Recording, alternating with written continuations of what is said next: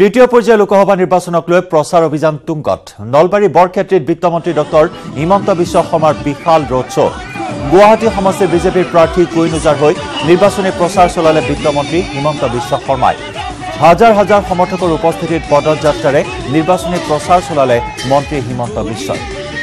বিৰামহীনভাৱে প্ৰথম পৰ্যায় দ্বিতীয় পৰ্যায় এইবাৰ তৃতীয় পৰ্যায়ৰ বাবে নিৰ্বাচনী প্ৰচাৰ অভিযান তুংগত তুলিছে বিত্তমন্ত্ৰী ডক্টৰ হিমন্ত বিশ্ব শৰ্মাই গুৱাহাটীৰ প্ৰাৰ্থী কুইনুজাৰ হৈ বৰক্ষেত্ৰী সমষ্টিত এয়া মন্ত্ৰী ডক্টৰ হিমন্ত বিশ্ব শৰ্মাৰ বিশাল ৰোড শ্ব'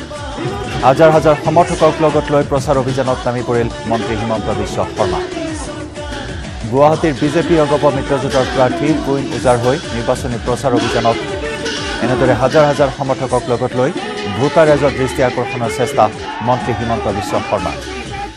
ইয়া নলবাৰীৰ বৰক্ষেত্ৰীৰ হিমন্ত বিশ্ব শৰ্মাৰ প্ৰচাৰ অভিযান ৰোড শ্ব' জনসমুদ্ৰ সৃষ্টি কৰি বিশাল ৰোড শ্ব'ৰ আয়োজন নলবাৰীত জনসমুদ্ৰ সৃষ্টি হৈছে এই মুহূৰ্তত বৰক্ষেত্ৰী সমষ্টিৰ ৰাজপথ আৰু এই মুহূৰ্তত প্ৰচাৰ অভিযানৰ শেহতীয়া তথ্য আমাক জনাব আমাৰ নলবাৰী সংবাদদাতা ত্ৰিদীপ কলিতাই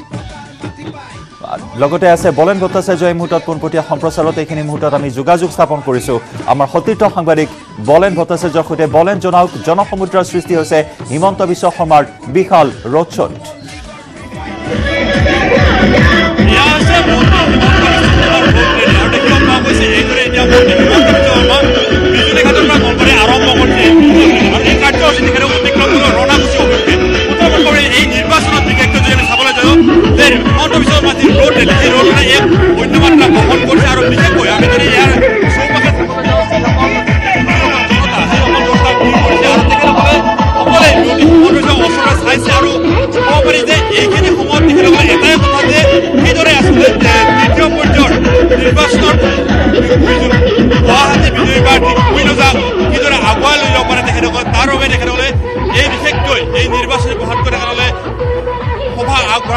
আৰু বিশেষকৈ দেখা পোৱা হৈছে আজিৰ এই বিশেষ দিনটোত আমি দেখা পাইছোঁ ইতিমধ্যে অহাকাইলৈ ছেকেণ্ড পৰ্যায়ৰ নিৰ্বাচন আৰু নিৰ্বাচনত যিদৰে 5টা সমষ্টিতকৈ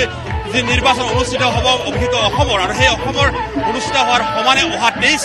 এপ্ৰিল তাৰিখে যি নিৰ্বাচন হ'ব সেয়া হ'ব অসমৰ 4টা পৰ্যায়ৰ নিৰ্বাচন অনুষ্ঠিত হ'ব আৰু তাৰে ভিতৰত গুৱাহাটী বিশেষকৈ শক্তিশালী আৰু প্ৰভাৱশালী বিশেষকৈ প্ৰাৰ্থী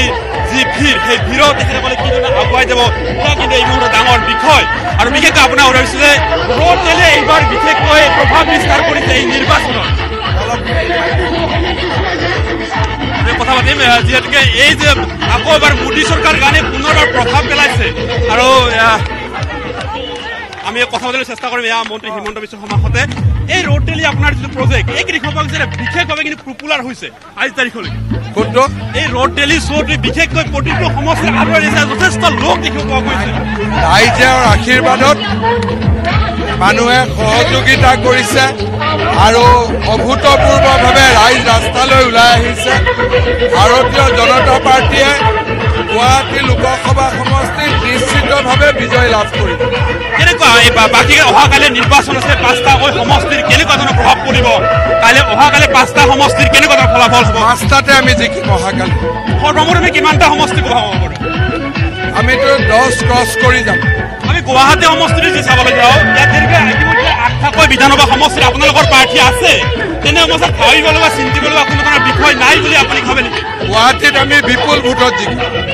নিশ্চয়কৈ তেখেতৰ ৰেলী আগবঢ়াই যাব আমি কথা পাতিম যিসকল ইতিমধ্যে এই যে ৰেলী সেই ৰেলীটো দেখিব পোৱা গৈছে যিসকল সেইসকল কথা পাতিম তেনে সমস্যাত দেখিবলৈ পোৱা গৈছে বিশেষকৈ অহাকাইলৈ দ্বিতীয় পৰ্যায়ৰ নিৰ্বাচন আৰু দ্বিতীয় পৰ্যায়ৰ নিৰ্বাচনৰ প্ৰাক মুহূৰ্তত অৰ্থাৎ ক'ব পাৰি যে তৃতীয় পৰ্যায়ৰ নিৰ্বাচনৰ যি কুচকাৱাজ দ্বিতীয় পৰ্যায়ৰ নিৰ্বাচনত যি 4টা সমষ্টিত ভাৰতীয় জনতা পাৰ্টীয়ে দখলৰ যি চেষ্টা সেই চেষ্টা ইতিমধ্যে আৰম্ভ হৈছে আৰু আজি প্ৰথম অৱস্থাত ক'ব পাৰি যে গুৱাহাটী সমষ্টি বিশেষকৈ বৰক্ষেত্ৰীৰ পৰা আৰম্ভ হৈছে এই নিৰ্বাচনী ৰণদুংগা বুলি ক'লে ভুল নহ'ব কিয়নো গুৱাহাটী সমষ্টিৰ এই বৰক্ষেত্ৰীৰ পৰাই তেখেতসকলৰ ৰোড শ্ব' আৰম্ভ কৰিছে আৰু বিশেষকৈ হিমন্ত বিশ্ব শৰ্মাৰ এই যি ৰোড শ্ব' এই ৰোড শ্ব' যথেষ্ট সংখ্যকে আদৰণি দেখিব পোৱা গৈছে আৰু এয়াই যদি একভাৱে ভাৰতীয় জনতা পাৰ্টীৰ কাৰণে যে